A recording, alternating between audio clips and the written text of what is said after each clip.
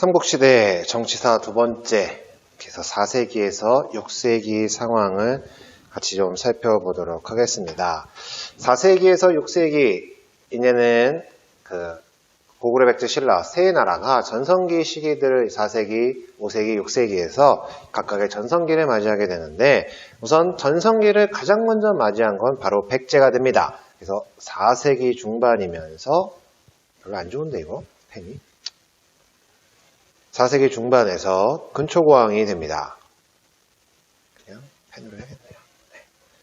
4세기 중반 근초고왕, 이때가 전성기가 됩니다. 근초고왕 1, 2, 3번 다 기억하면 좋겠습니다. 영토확장, 남쪽으로는 마한지역 정복했다. 마한 정복했다는 의미는 호남지역, 오늘날의 전라도 지역, 곡창지대를 확보했다는 얘기면서 남해안까지 진출했습니다.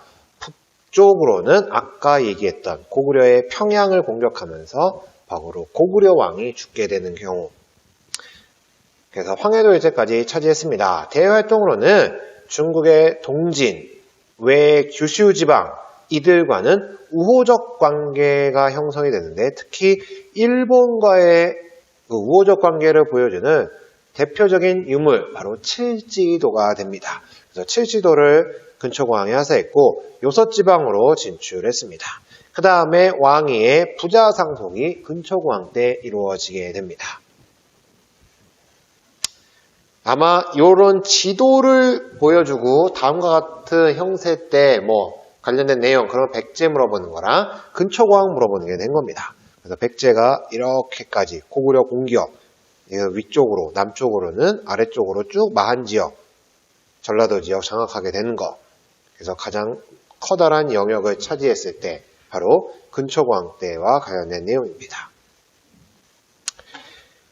그 다음 5세기. 5세기는 고구려가 전성기를 맞이하게 되는데 바로 장수왕 때입니다. 그런데 고구려는 광개토대왕이라든지 장수왕이라든지 모두 다 충분히 나올 만한 왕들입니다.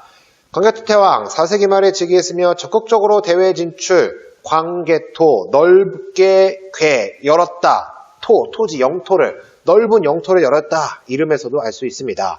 그러고 나서 독자적인 연호를 사용했으니 영락이라는 독자적인 연호를 사용하게 됩니다.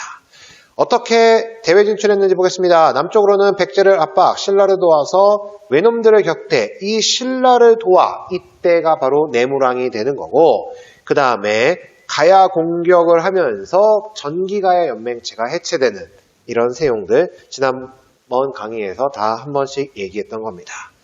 그 다음 서북지역으로는 후연, 거란 격파했고, 동쪽으로는 숙신과 동묘를 불복시키면서 요동, 만주의 남부지역까지 차지하게 됩니다. 요동지역과 함께.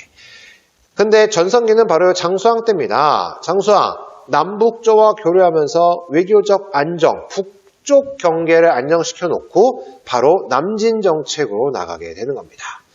그래서 남진정책 하기 위해서 바로 평양으로 수도를 옮기게 됩니다. 국내성에서 평양으로 수도를 옮기게 됐습니다. 그러면서 국내성 기반들의 귀족이 상당히 약화됐겠지. 아무래도 중심지, 국가의 중심지역이 이동하게 되다 보니까. 그리고 장수왕이 평양천도를 하게 되면서 삼국은 항상 어느 나라가 커지면 두 나라가 약간 힘을 합치거나 이런 모습들이 있는데, 마찬가지 고구려가 너무 커지니까 신라와 백제가 서로 손을 잡는 나제 동맹이 이루어지게 됩니다. 결국 장수왕, 한강유역을 장악했으니 백제를 공격해서 백제의 수도인 한성이 함락당하게 됩니다. 이때 백제의 계로왕이 괴로워 하면서 죽었습니다. 그리고 나서 수도인 웅진으로 한성이 함락되기 때문에 오늘날의 충청남도 공주시 바로 웅진으로 천도했으며, 장수왕 때 남한강 유역까지 쭉 진출했는데 이것을 보여주는 대표적인 유물이 충주에 있는 중원고구려비가 됩니다. 그래서 이때 가장 최대 영역, 북쪽으로는 대체적으로 아빠인 광개토 태왕이, 요 남쪽으로는 이쪽으로 이렇게 충주까지 내려갔다. 충주 고구려비 나오는 거. 여기까지는 아들인 장수왕 때 이렇게 영역을 넓히게 됩니다. 그러면은 고구려한테 결국 수도를 뺏긴 백제, 가만히 있을 수는 없겠지. 나름대로 국가를 다시금 재건하고 부흥시키기 위해서 노력하게 됩니다. 웅진시대에는 동성왕, 무령왕, 사비시대에는 성왕, 요 왕들을 기억하면 되는데 무령왕은 그냥 22담로, 여기서 더 이상 벗어나지 않습니다.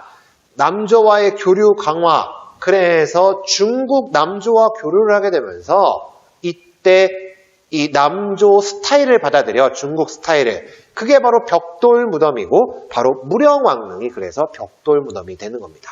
무령왕은 22담로 벽돌 무덤, 여기서 벗어나지 않습니다. 그런데 무조건 나온다라면은 성왕이 나옵니다. 무령왕보다는. 성왕, 사비, 오늘날의 충청남도 부여군, 부여로 수를 옮기고 나라의 이름을 잠시 남부여로 바꾸게 됩니다. 체제를 정비했으니 중앙관청을 22개 부로 확대했으며 지방제도를 정비해서 수도를 오부, 지방을 오방. 그렇구나.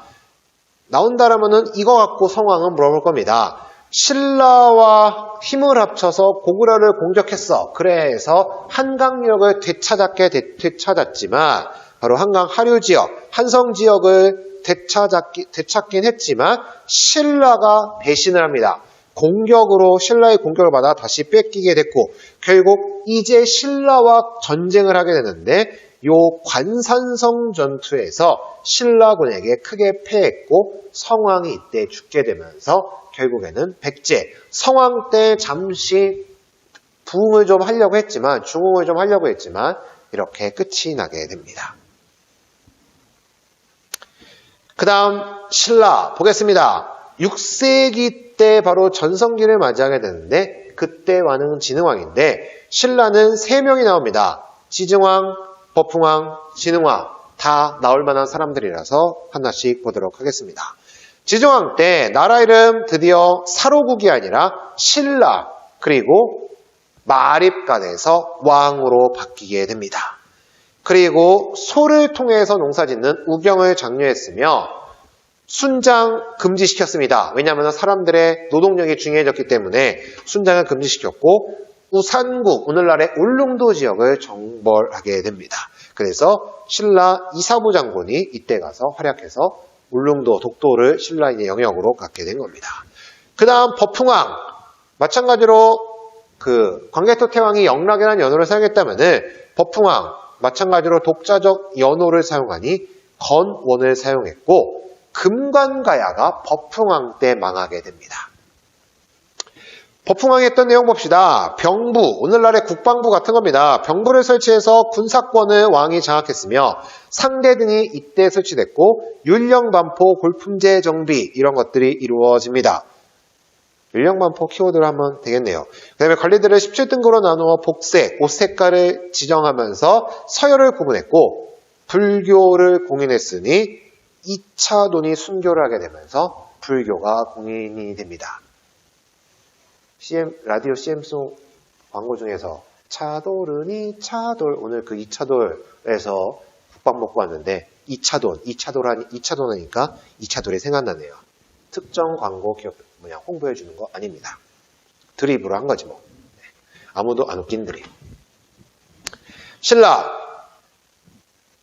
이제 진흥왕, 지증왕, 법흥왕, 진흥왕이 다 유명한 왕들이고 나올 만한 사람이지만 3명 중에 1명을 꼭 내라면은 법흥왕 아니면 진흥왕이고 그 중에 더 영양가가 높은 사람은 바로 진흥왕이 됩니다. 진흥왕도 마찬가지로 연호를 사용했습니다. 개국이라는. 그리고 대가야가 이때 진흥왕 때 망하게 됩니다. 키워드 하나씩 보겠습니다. 화랑도, 원래 있었던 단체를 국가조직으로 개편했으며 아까 백제를 배신하면서 한강 유역을 장악하게 됩니다. 그래서 백제 공격하면서 하류까지 차지. 그러니까 성왕이랑 진흥왕이랑이 같이 묶여서 나올 수도 있습니다. 그리고 단양적성비 또는 4개의 순수비를 건립하면서 자신의 영토 확장을 알리기 위해 건립을 하게 됩니다. 그래서 창녕 척경비, 그 다음에 북한산 순수비, 황초령 순수비, 마운령 순수비에서 4개의 순수비들. 그리고 이렇게 영역이 넓어진 거 바로 6세기의 상황이고 신라 6세기의 상황이면서 진흥왕이라는 것까지 같이 기억하면 될 것 같습니다. 이렇게 해서 정치사 세 번째 시간이 끝났고 다음 강의에서 이제는 7세기 이후 그래서 그 삼국 통일까지 신라가 통일하게 되는 과정까지 같이 살펴보도록 하겠습니다.